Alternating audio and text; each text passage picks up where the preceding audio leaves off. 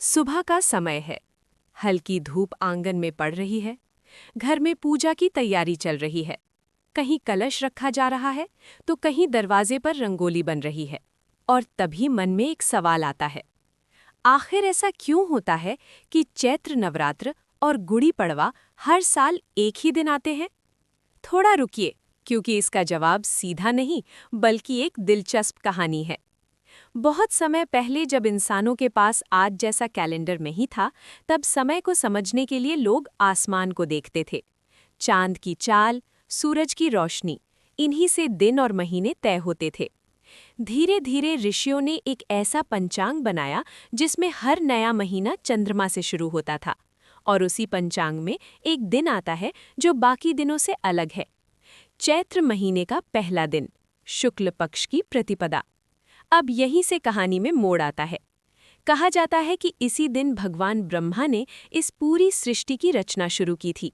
यानी ये सिर्फ एक तारीख नहीं बल्कि पूरी दुनिया की शुरुआत का दिन है। इसीलिए इस दिन को नया साल माना गया। और जब नया साल शुरू होता है तो इंसान क्या चाहता है? थोड़ी खुशी, थोड़ी शांति और एक नई शुरुआत। बस यहीं से शुरू होते हैं चैत्र नवरात्र।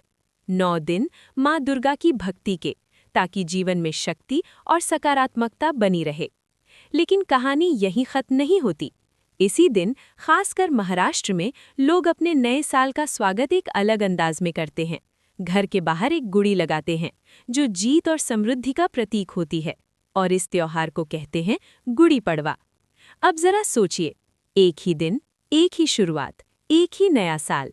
बस मनाने का तरीका अलग है लेकिन भावना एक ही है।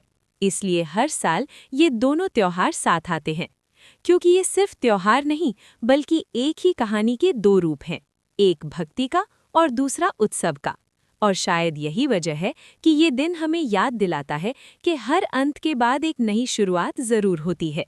और यही है उस सवाल का असली जवाब जो आपने शुरुआत में पूछा था।